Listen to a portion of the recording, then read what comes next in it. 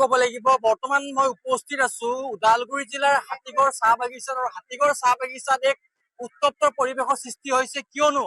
আজি ইয়াৰে চাহ শ্ৰমিকসকলৰ মাজত এক খুব উত্তপ্ত পৰিস্থিতি বিৰাজ কৰিছে। ইয়াৰ প্ৰধান কাৰণ হ'ল তেওঁলোকক বছৰিকীয়া যি বনাছ দিয়া হয়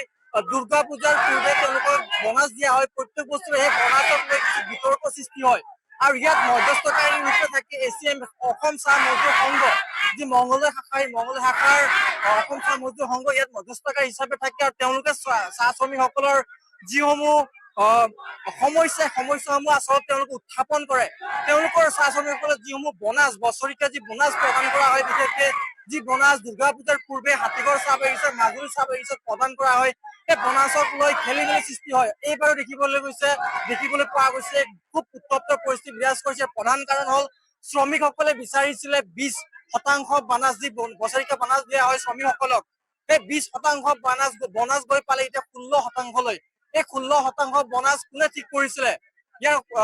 সঠিক তথ্য যদি আমি জানিব বিচাৰো তেতিয়াহ'লে আমি শ্ৰমিকসকলৰ সৈতে কথা পাতিম। তাৰ পূৰ্বে মোৰ সতীৰ্থক কিছু সামগ্ৰিক পৰিৱেশ দেখুৱাবলৈ মই অনুৰোধ জনাইছো।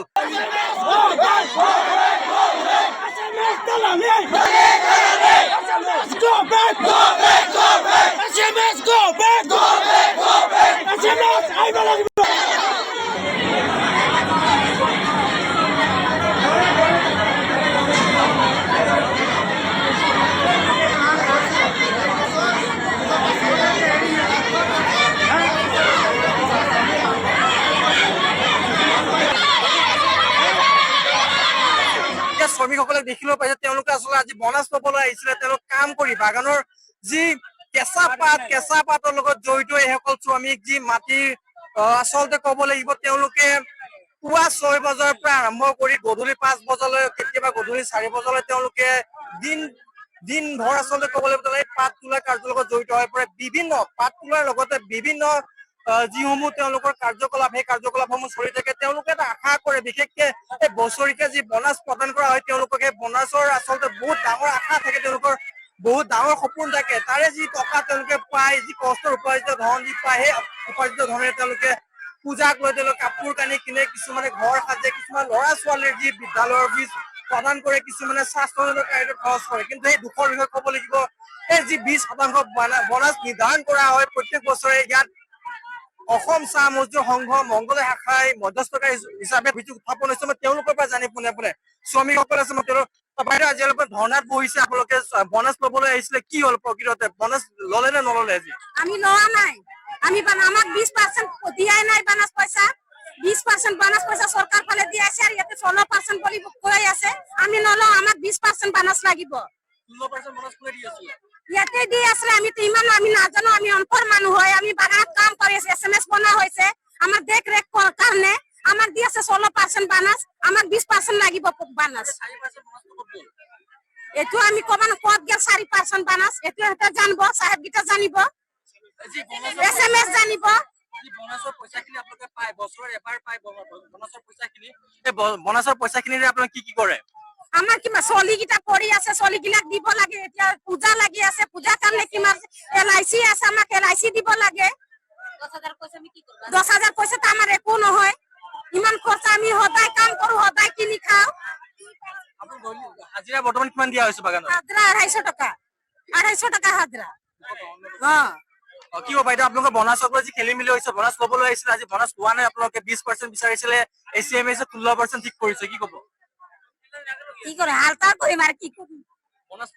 নলওঁ আমি বনাছ, আমাক 20% লাগিব আমাক। নিশ্চয়কৈ ক'ব লাগিব এইসকল শ্ৰমিক আচলতে ইয়াত দেখিবলৈ পাইছে পুৰুষতকৈ ইয়াত মহিলাৰ সংখ্যা যথেষ্ট বেছি, কাৰণ তেওঁলোকে যথেষ্ট কষ্ট কৰিবলগীয়া হয়। বিশেষকে 5 চিমা কাৰ্যৰ লগত যি আমি ৰাতিপুৱা একাপ তাতে চাহ খাওঁ, এই চাহ খোৱা আনৰ ব্যক্তিসকলে এইসকল আৰু এই পুৰুষসকল আছে। মই তেওঁলোকৰ পৰা জানিব চেষ্টা কৰিম, যদি সম্ভৱ হয় তেওঁলোকৰ পৰা জানিব চেষ্টা কৰিম। আপোনালোকে যদি বনাছ বিচাৰিছিলে, বনাছ বৰ্তমান কিমান বিচাৰিছিলে, ইয়াৰ পৰা কিমান দি থকা হৈছে? ইয়াতে বৰ্তমান যোৱা বছৰ কৈছিলে এই বছৰটো লৈ লোৱা 2% বুলি, 2% কৰি অহা বছৰ যেতিয়া যোনটো হ'ব সেইটো 1%ত আমি এটা কিস্তিত 20% আমি কমপ্লিট কৰি দিম বুলি কৈছিলে। কিন্তু যেতিয়া সময় হৈ আহিল তেখেতে ক'লে যে আমি কি কৰিম, ওপৰলৈ চাইন কৰি দিছে, ওপৰত অকে কৰি দিছে, আমি একো কৰিব নোৱাৰো। যেনে হ'লেও মানে আপোনালোকে 16% ল'ব লাগিব 2 কিস্তি কৰি দিয়া হৈছে 4% বিহুত দিয়া হ'ব আৰু 16% এতিয়া দিয়া হ'ব বুলি এনে বুজাইছিলে মহিলাকেইটাক এই বনাছটো আপোনালোকে কোনে নিৰ্ধাৰণ কৰে যে বনাছ 16% দিয়া হ'ব 20% দিয়া হ'ব নিৰ্ধাৰণটো কোনে কৰে? নিৰ্ধাৰণটো একচুৱেলি মেনেজমেন্টে কৰে মেনেজমেন্ট SMS লগত বহি এনে তেখেতে কৰে আৰু SMS বাগানত ঘূৰি এনে বুজাই মহিলাকেইটাক বা লেবাৰকেইটাক বুজাই এনে কয় যে এনেকুৱা এনেকুৱা হৈছে প্ৰব্লেম বা বাগানৰ এনেকুৱা এই বছৰ লছ হৈছে সেইকাৰণে আমি এনেকুৱা চলি থকাৰ কাৰণে আমাক এইবাৰ এডজাষ্ট কৰিব লাগিব বুলি হেনে তেখেতে বুজায় এটা খুব চৰ্চাৰ বিষয় চলি থাকে এছিএমএছ যিগৰাকী সভাপতি শান্তি স্কুলত তেখেতে কিন্তু বাগানে বাগানে শ্ৰমিকসকলৰ কথা পতা আমি দেখি থাকো কি কয় এই সময়ত একচুৱেলি সন্তোষ দা ডাঙৰীয়া আহিব লাগিছিলে আমাৰ লেবাৰৰ সমস্যাটো জানিব লাগিছিলে যে কি হৈ আছে বুলি এনে আহি এনে যদি তেখেতে আহি এনে এইখিনি সমস্যাটো সমাধান কৰি দিলে হয় আমি তাক ভাবিলো হয় যে বহুত ভাল লিডাৰ হয় বুলি এনে এতিয়া লাগি তেখেতৰ একো খবৰ নাই বা এতিয়া লাগি একো গম নাপাওঁ আমি যিটো এতিয়া 16% দি আছে আপোনাক 20% বিচাৰিছিলে এতিয়া আপোনালোকে কি বিচাৰিছে কোনে আহিলে আপোনালোকে 16% ল'ব বা ল'ব নে নলয় আমি 16% নলওঁ আৰু কেতিয়াও নলওঁ আমাক 20% লাগে এক কিস্তিতে লাগে 1 কিস্তিতে লাগে আমাক 20% লাগে আৰু আমাক মানে পাৰ্চেন্ট মানে কি আজিলৈকে আমি বুজি নাপাওঁ আৰু সেইটো বুজাই দিব লাগিব আমাক পাৰ্চেন্ট মানে কাম যোনটো আমি ডেইলি মজদুৰ কৰো সেইটোৰ বিষয় পাৰ্চেন্ট না আমাৰ সপ্তাহত উইকলিক যোনটো দৰমহা দিয়ে সেইটোৰ বিষয় পাৰ্চেন্ট বা যোনটো আমাক ছুটি পইচা দিয়ে সেইটোৰ বিষয় পাৰ্চেন্ট এই তিনিটা বিষয় আমাক বুজাই দিব লাগিব আৰু আমাক পাৰ্চেন্ট কি হিচাপত দি আছে সেইটো বুজাই আমাৰ লেবাৰ ভাই ভনীকেইটাক বুজাই দিব লাগিব হয় নিশ্চয়কৈ ক'ব লাগিব আচলতে তেওঁলোকৰ 20% সাপ্তাহিক মাহেকীয়া কিহৰ ভিত্তিত তেওঁলোকে এই পাৰ্চেন্ট নিৰ্ধাৰণ কৰা হৈছে আৰু তেওঁলোকক যেতিয়া 16% দিয়াৰ কথা হৈছে 16% তেওঁলোকে কোনো পধ্যে নলয় বুলি দানিছ প্লাছৰ কেমেৰা মন্তব্য দাঙি ধৰিছে আৰু মহিলাসকল আচলতে তেওঁলোকৰ পৰা জানিম বিশেষকৈ মহিলাসকল যথেষ্ট দেখিছো আৰু মহিলাসকল ৰাতিপুৱাৰ পৰা এই পাঁচচিঙা কাৰ্যৰ লগত জড়িত হৈ পৰে বাইদেউ আপোনালোকক যি বনাছৰ আজি কথা ওলাইছে বনাছ পাবলৈ আহিছিলে 20% বনাছ দিয়াৰ কথা আছিলে ইয়াৰ পৰিৱৰ্তে আপোনালোকক 16% দিয়াৰ কথা কৈছে বাকী মাজত যি 4% থাকি গ'লে 4% কেতিয়া দিব নে নিদিয়ে এচিএমছৰ মেইন ভূমিকা কিবা লৈছে নেকি ইয়াতে নাই লোৱা নাই हमदर 20% बनास आया तो हमदर के 20% ही बनास लगे तो हमदर पैसा के जो उधर 2 बखरा की जने करबे हमदर कमानी पैसा लगे तो हमदर कमानी पैसा हमदर के दिते लगे तो 20% परस हमदर के देबा एक बार बोललो तो खाली एसएमएस गेलो हमदर के बागान में बोललो तो एसएमएस के हमदर बोलली जे हमदर 2 बखरा पैसा नहीं लगबा हमदर के एक बैक में लगे 20% हमदर के पूरा लगे तो एसएमएस गिला बोललो जे हमदर साहब का आसी के बोलबो तो एसएमएस आसी के साहब के नहीं बताई के हमदर के एसएमएस उधर बोले बात होलो जोश बोललो बोले और जाके बागान में हमदर बताबो तो जोश जाके हमदर के बागान में नहीं रहता तो हमदर के अचानक आज बोललो जे बनास दिबो बोली तो बनास देबो बोला के हमदर बनास जुटते जना असली तो यहाँ सब माइकी गिरा रोल भरी आधा माइकी घर जाए आधा बागान कर माइकी जो बागान से नहीं असली तो बागान कर माइकी हमदर के गाली कर तो केने घर जाची तो हमदर बोलली जे हमदर पैसा जुटते जाची बोलला के उधर बोललो जे यहाँ से क्यों नहीं जुटबी 16% बनास दीछे बोली के बोललो तो हमदर बोले हमदर ठीक है हमदर नहीं जुटबो बोले माइकी गिला सब जमा करी लेके गेली साहब देगा तो पहला चलान खैरा बाड़ी के पहला चलान माइकी ओदिए पैसा जुट कर बोले तो हुआरा गेली हुआरा जाय के ना हमदर हंगामा करी पीछे नहीं हमदर इतना निकली गेली এতিয়া আপোনালোকক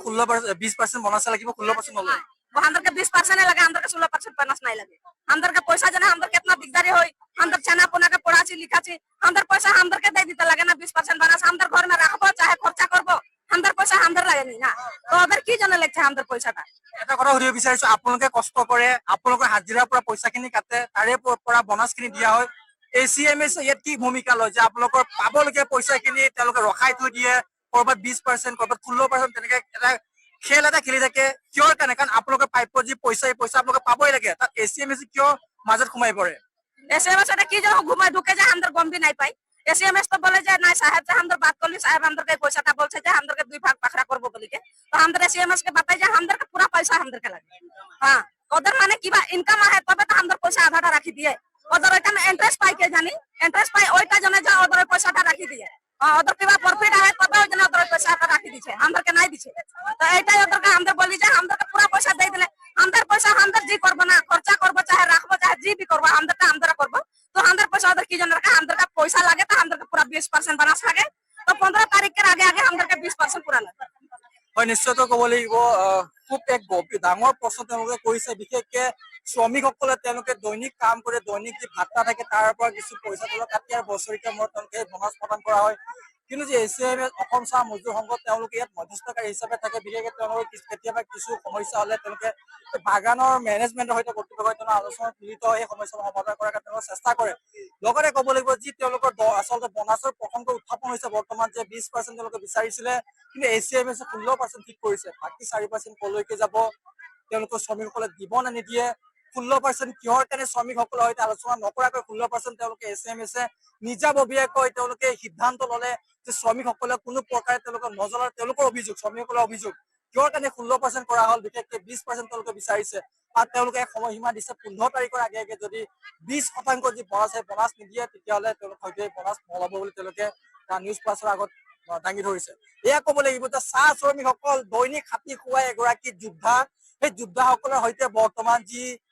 তেওঁলোকে সমস্যা সৃষ্টি হৈছে, সমস্যাসমূহ কেতিয়া সমাধান হ'ব। তেওঁলোকৰ আহি থকা যি দুৰ্গা পূজা, বিশেষকে দুৰ্গা পূজাৰ প্ৰাকখনত এই বছৰেকীয়া বনাছ দিয়া হয়, এই বনাছক লৈ এতিয়া যি উত্তপ্ত পৰিস্থিতি বিৰাজ কৰিছে হাতীগড় চাহ বাগিচাত, এই উত্তপ্ত পৰিস্থিতি কেতিয়া সমাধান হ'ব, শান্ত পৰিবৰ ACMS আহি কেতিয়া এই চাহ শ্ৰমিকসকলৰ সৈতে কথা পাতিব, আলোচনাত মিলিত হয়, তেওঁলোকে যি 20% বিচাৰিছে সেই 20% বনাছ দিয়াৰ ক্ষেত্ৰত কি ভূমিকা গ্ৰহণ কৰিব, এয়া হ'ব লক্ষণীয়। যিকোনো খবৰৰ বাবে যোগাযোগ কৰক 7099017330 লগতে 7099017110 নম্বৰত।